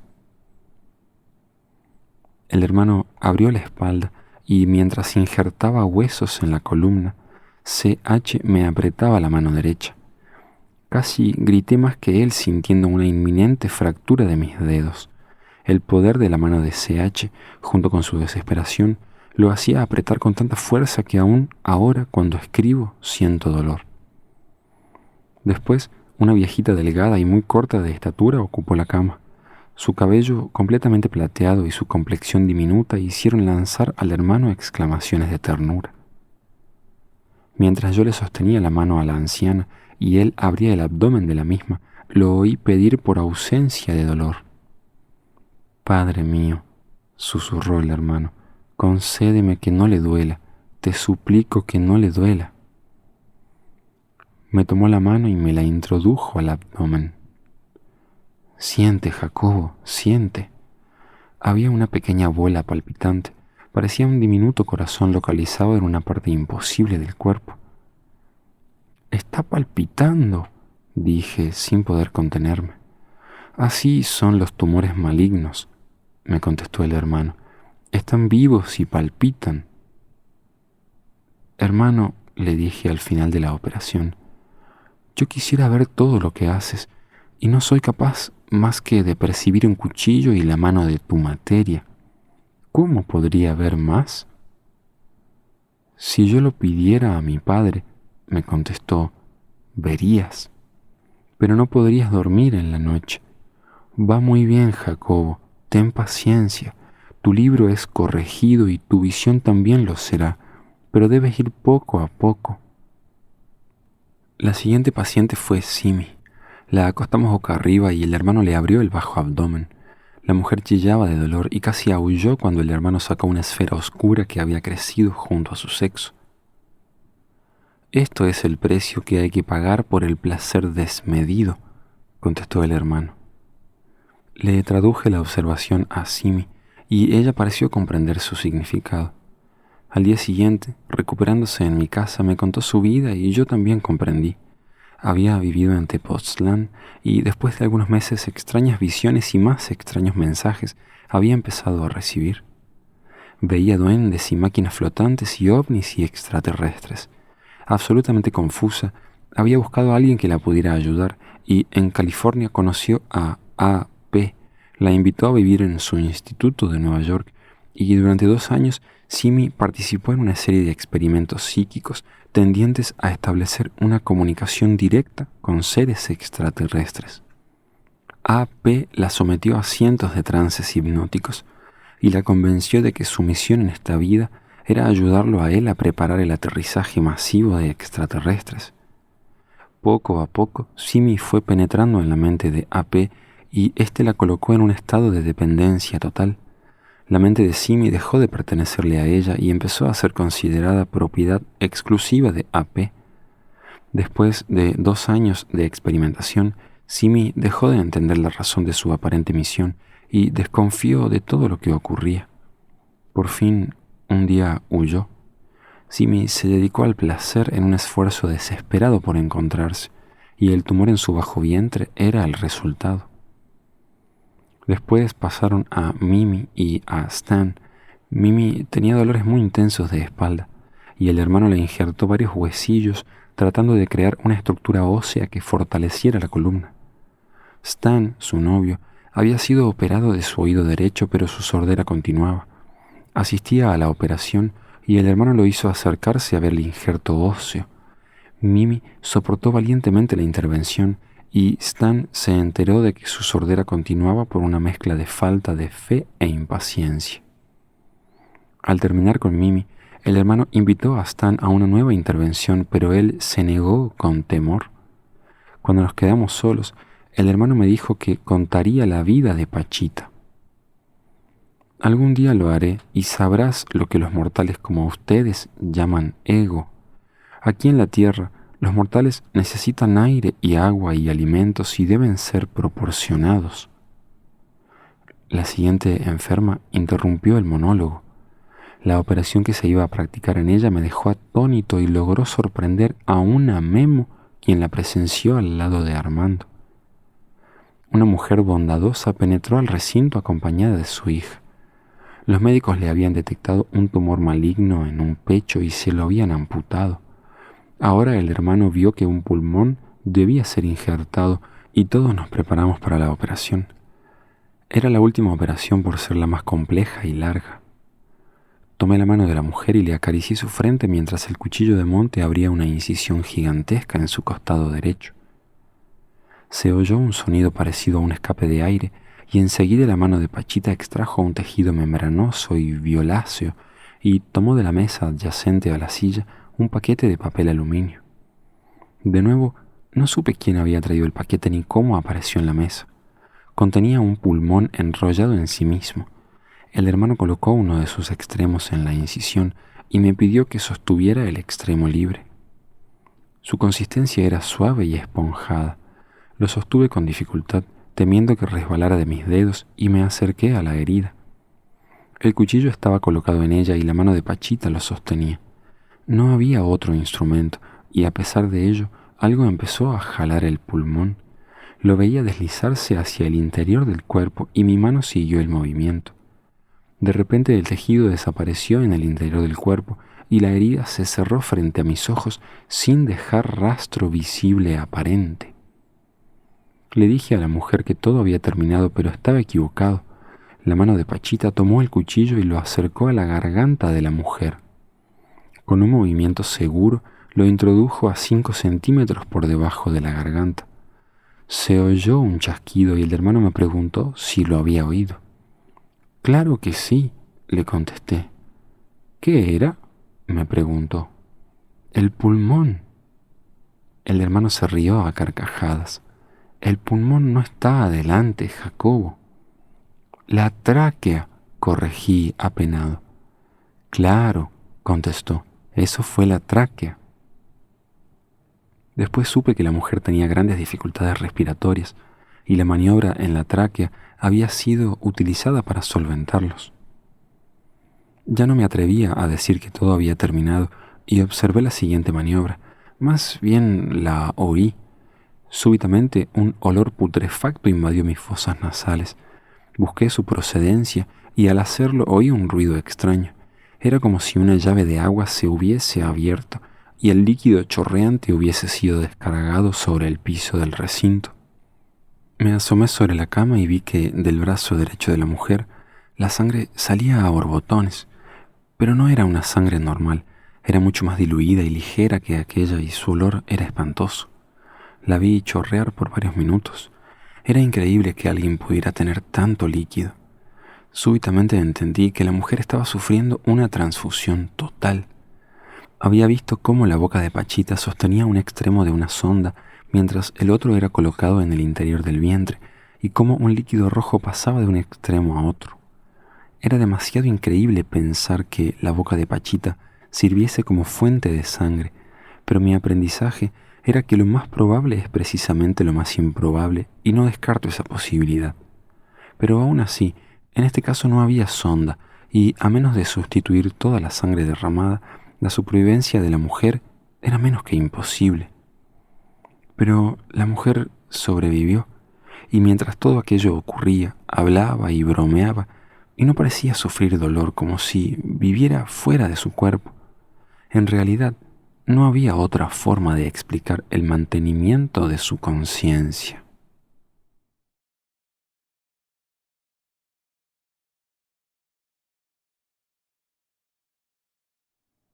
Capítulo 20. Fausto. El tráfico de la ciudad me retrasó y después de varias aglomeraciones entendí que algo no deseaba verme durante las consultas. Llegué a la casa de Pachita 30 segundos antes de que se iniciaran las operaciones de los ojos. Saludé al hermano y ocupé mi lugar mientras veía cómo los pacientes eran intervenidos. El primer enfermo que ocupó la cama fue un muchacho que tenía sordera total en ambos oídos. Era además mudo y, como en casos similares, la dificultad de reconocer si la intervención tenía éxito era mayúscula. Se llamaba Fausto y al terminar la operación, el hermano recordó el Fausto de Goethe y nos dijo que la historia era verdadera. Después el hermano me preguntó por mi bienestar y le conté que el día anterior había hablado con unos amigos acerca de Cuauhtémoc. Dijeron que éramos unos cavernícolas y que hacíamos sacrificios, ¿verdad? No, hermano, le respondí con seriedad. Hablamos acerca del nivel de conciencia en el cual te encuentras y yo llegué a la conclusión de que no lo entendía como quisiera. Armando se había acercado a nosotros y escuchaba con mucho interés nuestra conversación, y al oírme que no entendía el nivel del hermano, sonrió como diciendo que pedía demasiado. «Es muy bello y hermoso, Jacobo», me contestó el hermano. «¿Pero qué es? Por ejemplo, cuando dijiste que tenías una misión urgente, ¿qué era?» Un ciclón se acercaba al territorio de los indios coras y fui a pedirle a mi hermano protección para ellos. ¿Y lo conseguiste? Sí, el ciclón fue desviado de su trayectoria. También me gustaría ver más de lo que sucede en las operaciones, continué yo. El hermano no me respondió inmediatamente, pero después de unos segundos me dijo algo que me sorprendió y agradó. Voy a pedirle a mi padre que haga un milagro para ti. El siguiente enfermo fue introducido en una silla de ruedas. Junto a él, otros 2 pacientes en otras tantas sillas similares esperaban su turno. Es un gran músico, continuó el hermano. Su cuerpo estaba completamente flácido y paralizado. Lo colocamos sobre un costado y el cuchillo de monte hizo una incisión de 10 centímetros. El hermano pidió una sonda y colocó un extremo dentro de la herida y el otro en la boca de Pachita. De nuevo, un líquido rojo empezó a atravesar la extensión de la sonda. El enfermo tenía una infección terrible y el procedimiento estaba dirigido a purificarlo. Al terminar, saturé y después Armando vendó. El hijo del músico lo ayudó a ocupar la silla de ruedas y yo me compadecí por su dificultad de movimientos. ¿Por qué suceden estas cosas?, pregunté en alta voz. El hermano se aproximó a mí y en un susurro me dijo que el músico se excitaba y los metales de su instrumento se caldeaban y luego salía al frío y descuidaba la materia. Por ello se debilitan, Jacobo. No quedé muy satisfecho con la respuesta y ayudé al siguiente paciente paralítico. Tenía puesto un corsé que lo ayudaba a mantener rígida su espalda. Boca abajo, el cuchillo penetró una localización aledaña a la columna y unos huesos fueron colocados en esta. Observé que el enfermo manifestaba una tranquilidad y una humildad extraordinaria y al terminar lo comenté. Es que, dijo el hermano, ha reconocido en su situación el poder de Dios. Si Dios lo desea, puede acabar con un hombre o hacerlo renacer. Nada es comparable con su gloria y poderío. Noté que Candelaria se aproximaba a la única veladora que alumbraba el recinto y la apagaba. Después de unos minutos se acercó otra vez y la prendió. Más tarde la volvió a apagar. Intrigado le pregunté por la razón de los cambios de luz y no entendí su respuesta. Súbitamente el hermano se dirigió a mí y me dijo que veía que por fin estaba yo alcanzando la paz. Vivió muchas vidas, Jacobo, y solo en esta estás sintiendo el sufrimiento de tu prójimo. El sentir ese sufrimiento es lo que te traerá la paz. Yo tenía muchas preguntas que hacer e iba a aprovechar ese momento para preguntarle al hermano si era uno o se dividía, pero Memo me interrumpió. Hermano, hay un daño. ¿Lo dejamos para el final? Por supuesto, pequeño, mi materia está muy cansada y quizás me la lleve pronto. ¿Estarías dispuesto a acompañarla? Claro, contestó Memo mientras un escalofrío recorría mi espina dorsal. Hermano, volvió a decir Memo, aquí está el padre E. Dile que pase a ese buen hombre. Jacobo, me dijo el hermano, el padre E es un maravilloso hombre. Trabaja en la sierra con los tarahumaras y todo lo da para disminuir sus dolores. Se merece todo nuestro amor y ayuda.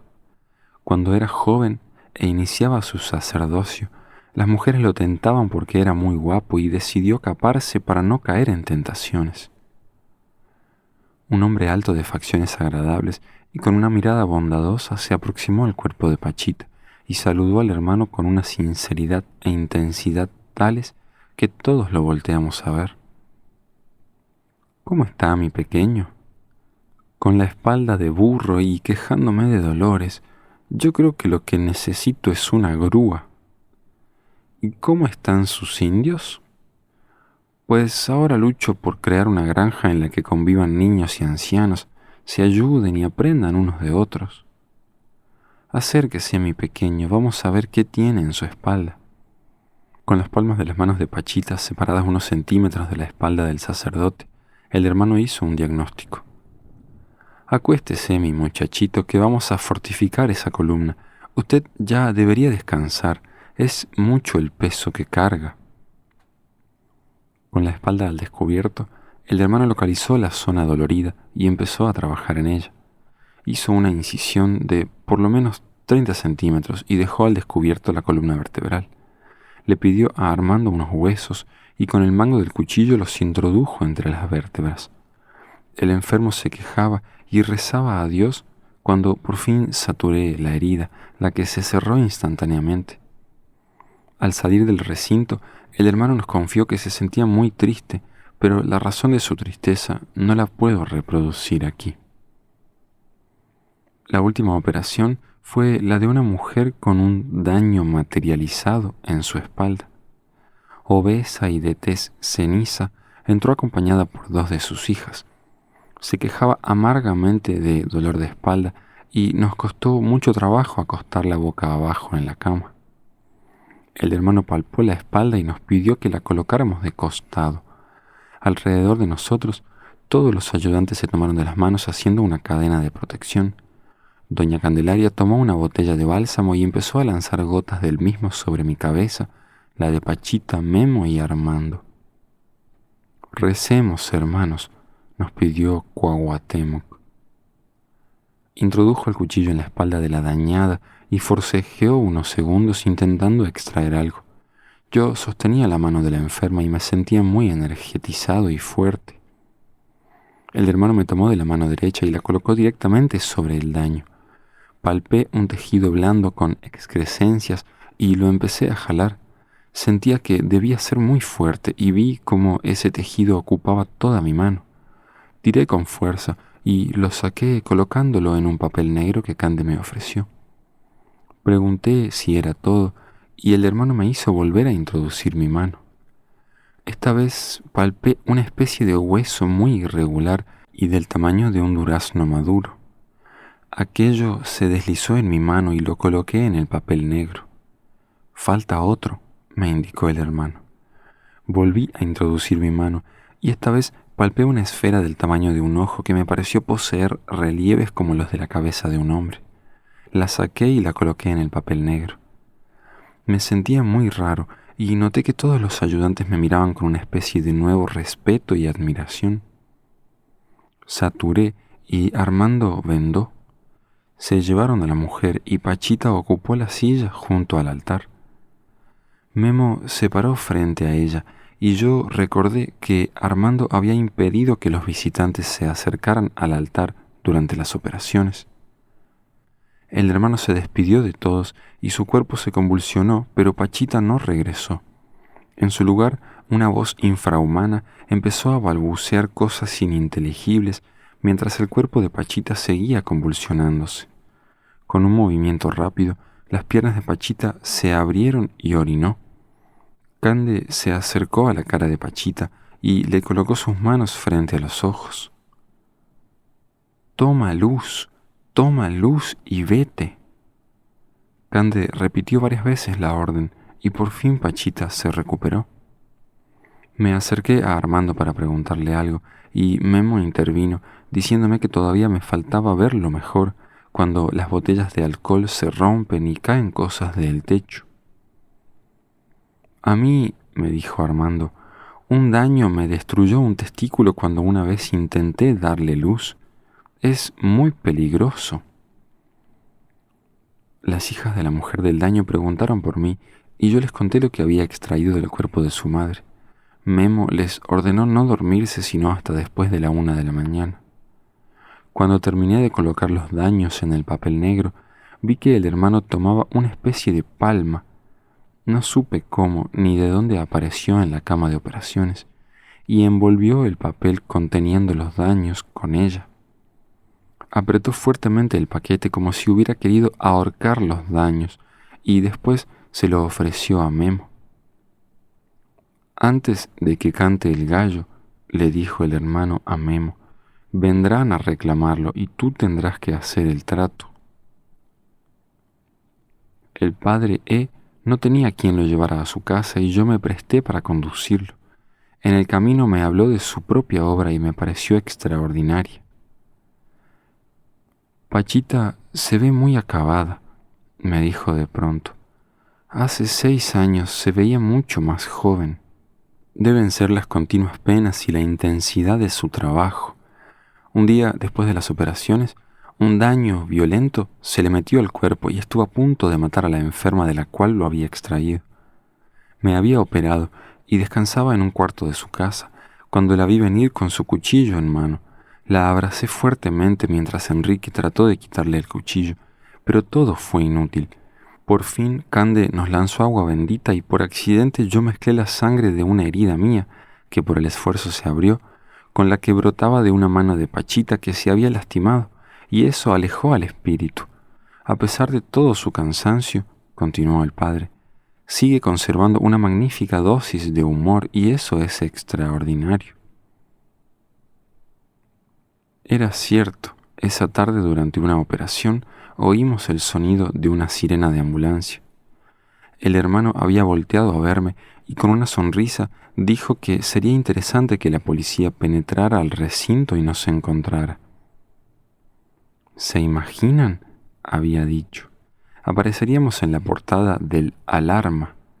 Vieja bruja ejecutando ceremonias de sangre e iniciando en la magia negra a jóvenes ingenuos.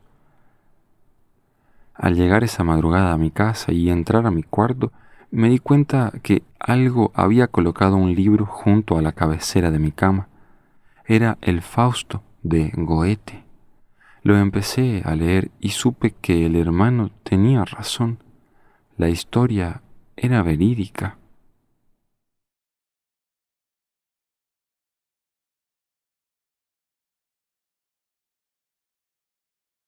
Capítulo 21. La obra. Es el creador de todas las cosas, poseedor de toda sabiduría, no teniendo otro origen que él mismo, autor del tiempo, creador de las formas, dotado de la sabiduría universal, rey de la naturaleza objetiva, señor de los mundos, de la causa, de la generación, del estado libre y aprisionado. Está, en verdad, unido al ser, el inmortal, residiendo como Señor. Él es el conocedor, el que penetra todas las cosas, el protector de esta esfera, dirigiendo siempre este mundo mudable. No se sabría encontrar otra causa a los movimientos del mundo y de los astros. En aquel que desde la antigüedad dispone el ser y que en verdad penetra en él todas las ciencias, en este Dios que ilumina la conciencia individual, causa de libertad, quiero buscar mi refugio. Es el ser indiviso, dominando la actividad, en la paz perfecta, en quien no se encuentra ninguna falta, puro de toda mancha, puente supremo que lleva a la inmortalidad, semejante al fuego perpetuo de los tizones rojos. Cuando, como una alfombra, los hombres arrollen al cielo, entonces y solamente entonces cesará el dolor para los que conocen a Dios. Conociendo pues al ser por la fuerza de la meditación y por favor de Dios, y realizando la forma superior de vida, es como se muestra a nosotros la suprema verdad en toda su plenitud. Este secreto supremo, contenido en la ciencia final de la sabiduría, enseñado en los pasados siglos, no debe ser enseñado a aquel que no posea la paz perfecta, o que menosprecie el deber filial, o que rompa la regla de la disciplina. Para aquel que ofrece a Dios la devoción suprema y a su instructor como a Dios, estas verdades con toda certidumbre resplandecerán para esta alma grande, para esta alma grande resplandecerán. Esta sexta parte del Shvestavatar-Upanishad me vino a la memoria a la mañana siguiente. Durante varios meses, cuando conocí a don Lucio y lo oí hablar, me pregunté sobre el significado de la conciencia. ¿Qué es lo que conecta la conciencia individual con el ser? ¿Qué es lo que ilumina al hombre y lo conecta con la paz? Había descubierto en mí mismo la existencia de una sabiduría luminosa envuelta en capas de estructuras y por la meditación aprendí a perforarlas para dejar aflorar lo que sabe y es. Vi el mismo proceso en todos aquellos que utilizaban la técnica y llegué a la conclusión de que la meditación libre conecta al ser con lo que ilumina. Mi espíritu curioso y conocedor de algunas reglas del pensar científico se había enfrascado en la difícil tarea de averiguar cómo se realizaba el portento del contacto con el que no puede mencionarse, con la voz, con el Tao, con el ser, con Dios. Descubrí que el espacio está organizado y que una de las bases del contacto es reproducir tal organización en el sistema nervioso. Se requiere, como dice el Upanishad mencionado al principio, arrollar al cielo como una alfombra, es decir, incluirlo todo dentro de una generalización más unificada y convergente. Ese incremento en la capacidad de unificación era una de las reglas, pero no bastaba. Debía aumentarse la coherencia para llegar al orden perfecto y a la calma. El espacio y el cerebro debían ser simétricos y reflejarse mutuamente en un incremento de convergencia y de redundancia. La actividad cerebral debía ayudar al contacto convirtiéndose en un modelo perfecto del todo para que éste pudiera verse a sí mismo y reflejar la existencia en sí misma. La luz era el contacto, y este no significaba nada parecido a una comunicación de un ser con otro, a una conversación o contacto de un humano con otro, sino más bien al embebimiento del todo en su propio reflejo.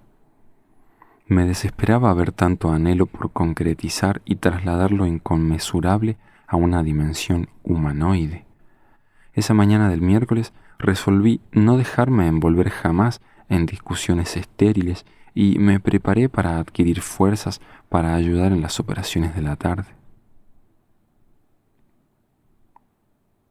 En el nombre del Padre, yo te saludo, le dije al hermano al entrar al recinto. En el mismo nombre yo te respondo. Me coloqué a un lado del cuerpo de Pachita y empecé a ayudar en las consultas. Y cada enfermo debía ser reconocido, diagnosticado, además de recibir una hoja con las recetas pertinentes anotadas en ella. Después de una hora, el hermano pidió no aceptar más enfermos que los expresamente anotados en la lista. El mundo, me dijo, está atravesando una crisis terrible y tengo muchas misiones urgentes. Fui a preguntar cuántas consultas faltaban y me respondieron que 9. Pasaron a la niña sobreanestesiada. Me acerqué a ella y le acaricié su carita. La acostamos en la cama y el hermano la reconoció. Oyó las quejas de sus padres y los consoló diciéndoles que venía una mejoría y que pronto todo iría bien. Este angelito me fue enviado para rehacerlo y veo que pronto empezará a caminar. Si estuviésemos en su cuerpo, sabríamos de su terrible desesperación. Reconoce a sus padres y a su hermano y trata de comunicarse, pero no puede. Vi la cara de la mamá de la niña y reconocí su dolor y su súbita comprensión por lo que decía el hermano. Comenzó a llorar y la consolé mientras el papá colocaba a su hija en su silla de ruedas. Después entró una ancianita. La reconocí inmediatamente. El hermano la había operado hacía unas semanas. Era bajita, delgada y con todo su cabello plateado. Nos reconocimos mutuamente y observé que ella no se quejaba de dolores. Había venido a saludar al hermano y a pedirle un reconocimiento. Este la encontró sana y la despidió con un abrazo. Ya no tienes cáncer, le dijo, ya estás sana. La gente venía con un huevo que el hermano utilizaba para limpiarlos. Un señor vestido de traje se acercó y le ofreció el blanquillo a Cuauhtémoc. Este, a través del cuerpo de Pachita, lo tomó y al empezar a rozar al hombre, literalmente hizo explotar el huevo.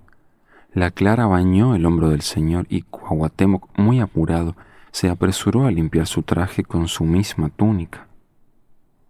«Eres de acero», le dijo después de limpiarlo. «Tienes una cruz en tu pecho y tu rigidez y fuerza, ya lo ves, han hecho que el cascarón no resistiera. Estás muy sano, puedes irte». La siguiente persona me impresionó. Venía literalmente cargada en brazos. Era una mujer madura de mirada perdida y cuerpo lleno de temblores.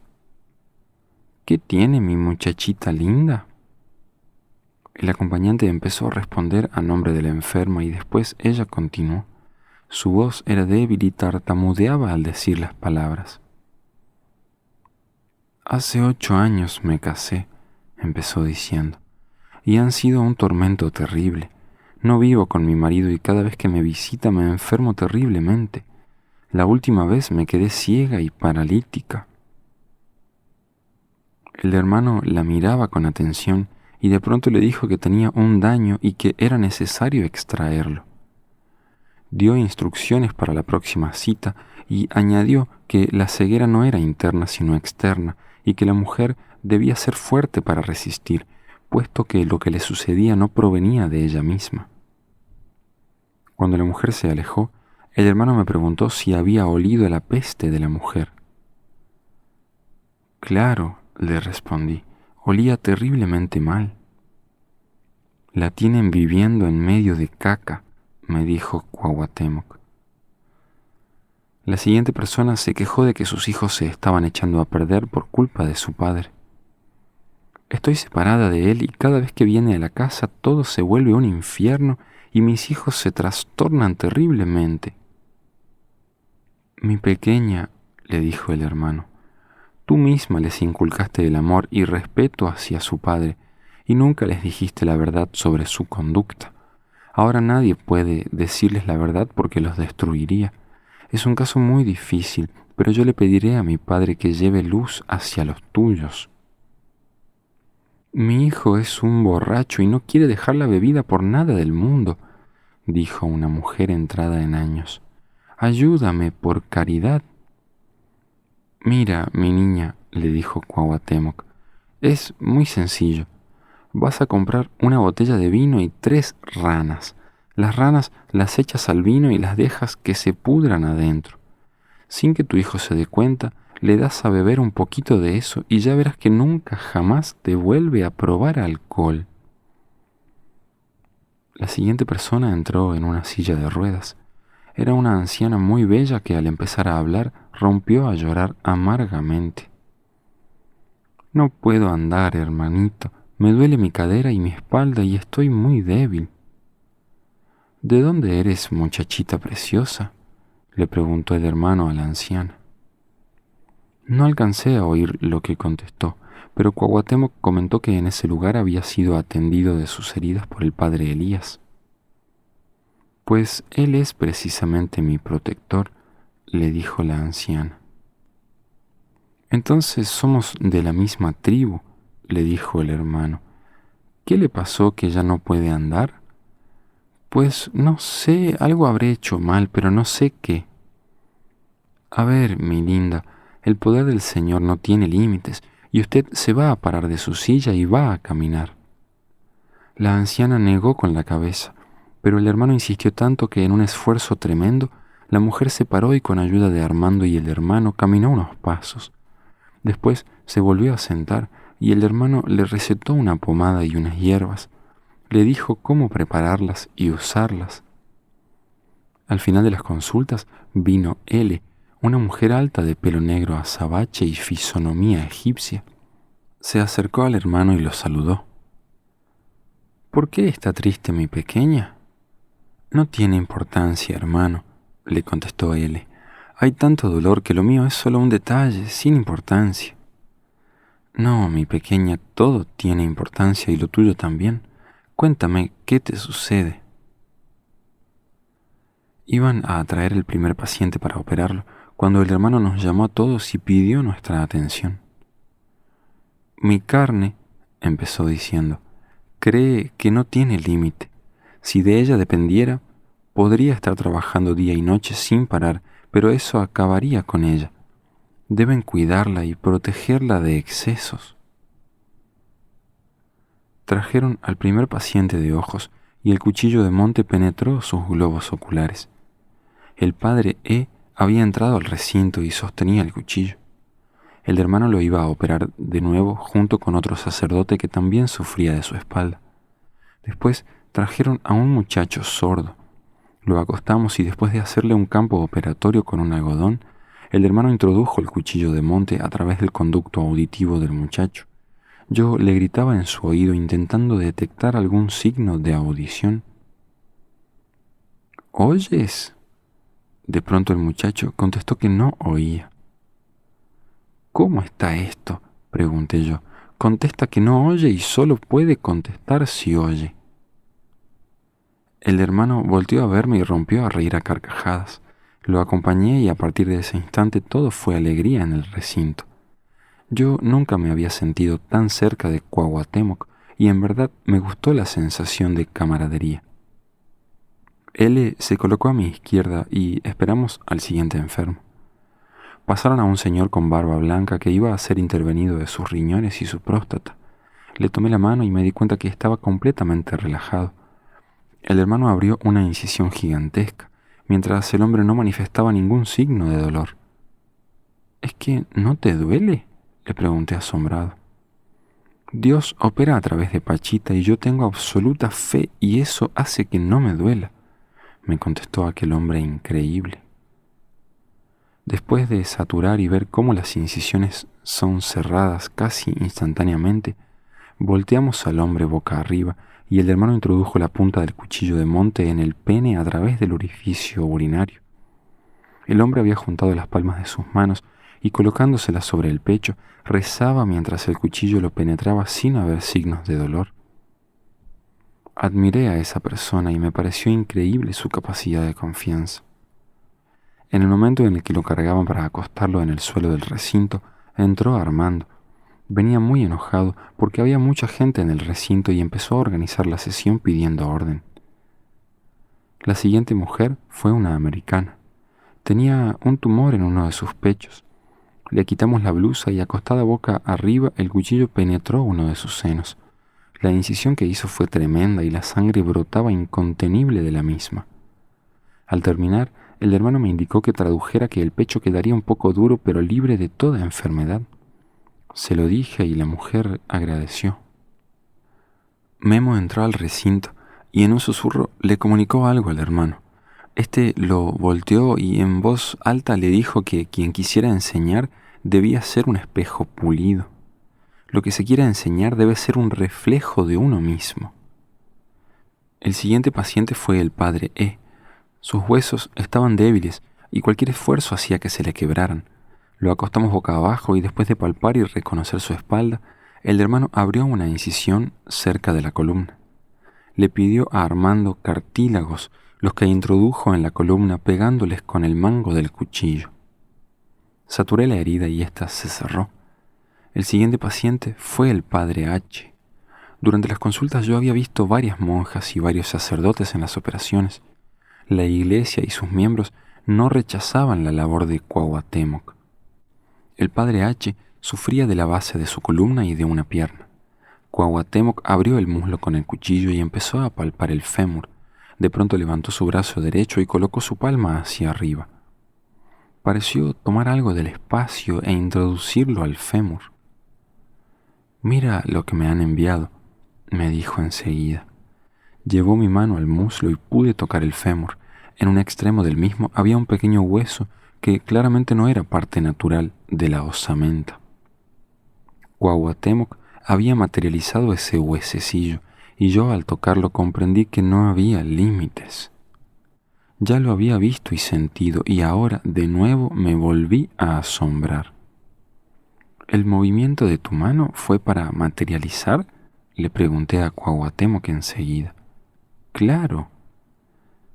Después de colocar aquella materialización, Cuauhtémoc le pidió a Armando que jalara la pierna. Este así lo hizo y después de saturar se llevaron al operado a descansar.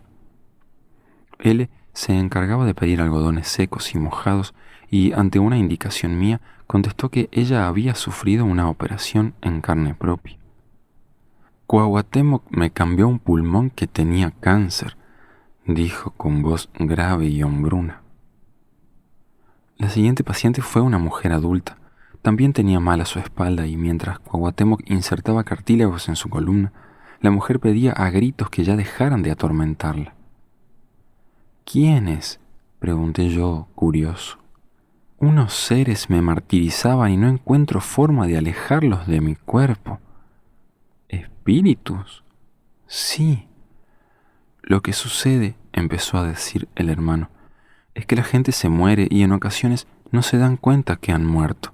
Siguen con sus envidias y odios y necesitan recibir la luz para darse cuenta y cambiar de nivel. Así es que era cierto que algunos hombres no se daban cuenta y otros sí se percataban de su muerte, pensé asombrado. Después de la señora, otra mujer ocupó la cama de operaciones. Iba a ser operada de su vesícula. Le tomé la mano mientras Cuauhtémoc abría un costado. La mujer me apretaba la mano y sus uñas se incrustaron en mi carne. Casi grité de dolor y de repente noté que a la mujer le sucedía algo muy extraño. No parecía dolerle, pero en cambio expresaba tener sensaciones sumamente extrañas. Gritaba de asombro y sorpresa y no de dolor. Al final de las operaciones manifesté que me dolía mi pierna izquierda. El hermano me hizo acostar en la cama boca abajo y me dio un masaje en la espalda que alivió mi dolor instantáneamente.